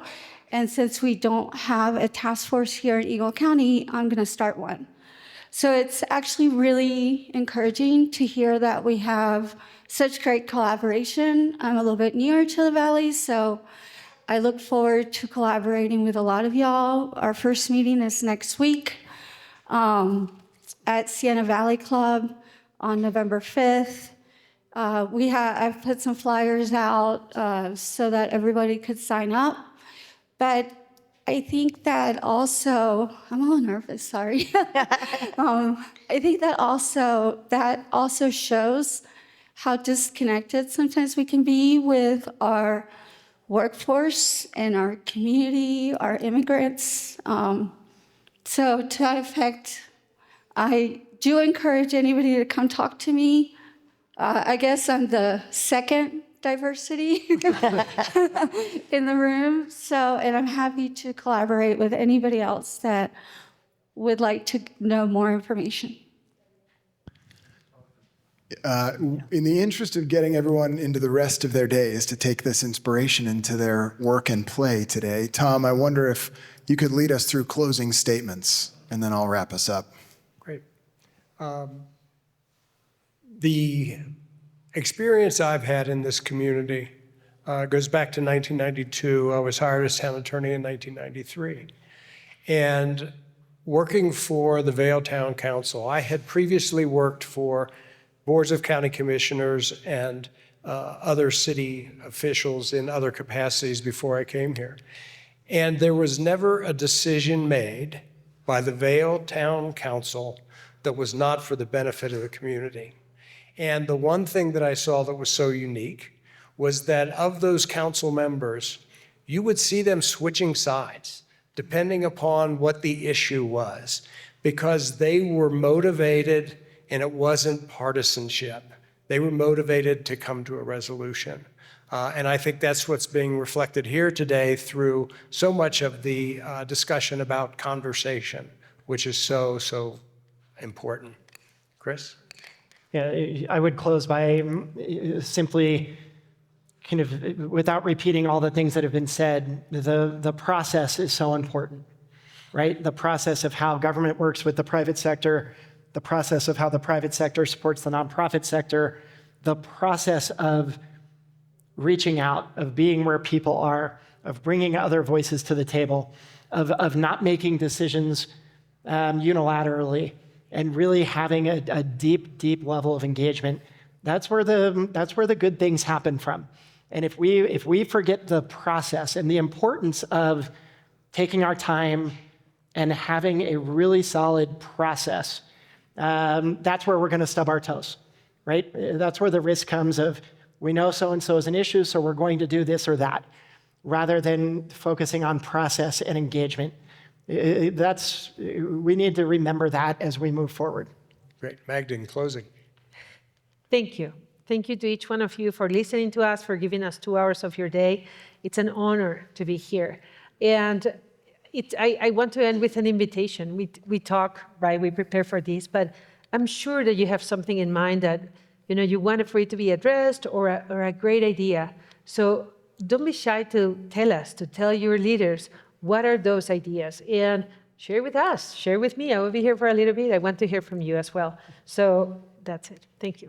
Superintendent. Well, I guess I'm sort of thinking about, all of my questions are always related to education. And if you've seen Ted Lasso and the one player who's like, football is life. I feel like education is life. I can't help it. So I guess in closing, I would just say thank you to this community for supporting public education. I'm a third-generation educator, and my dad taught me that the beauty of public education in America is that we educate every single student, no matter what. No matter your ability, your different abilities, your race, your creed, your values, your religion, we don't care.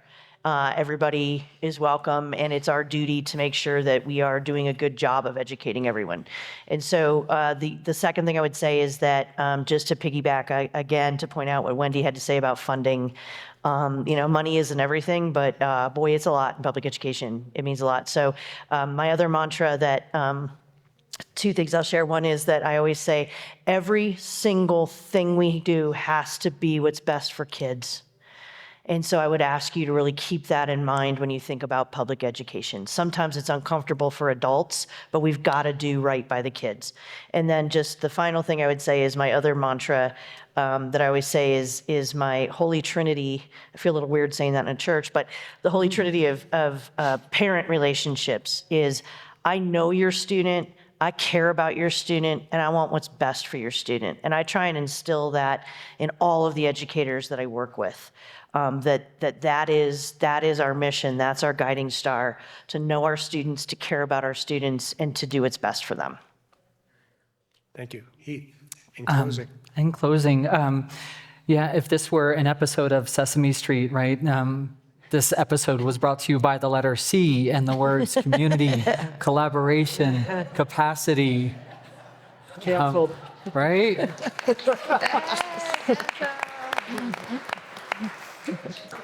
But I have, I just want to share gratitude. Realistically, this valley, this county, the region, it's an amazing place to be. Many of us in this room, I think, expressed that either in your comments or the nonverbal communication that you're giving back to us as panel members. I think what we can all continue to work on is how to create those opportunities to learn more from others that can't be in settings like this today. How do we get to their tables?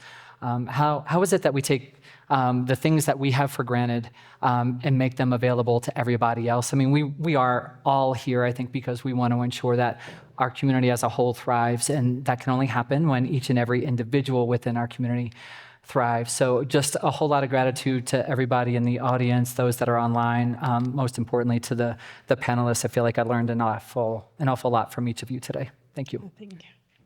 Thank you. Ladies and gentlemen, your 2025 State of the Valley panel. Yes, I would like to stand up. That's a long time to sit. Nice. We're here. There are a few more gratitudes here. Thanks to ERPC for hosting us, to Estefania for providing live Spanish interpretation today up in the balcony. To our friends at the Vail Valley Partnership for ensuring that this program happens every year.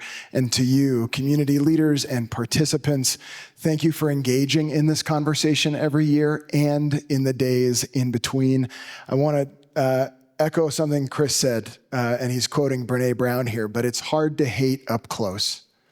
Break bread and engage, have conversations, believe that we're here for the betterment of our community.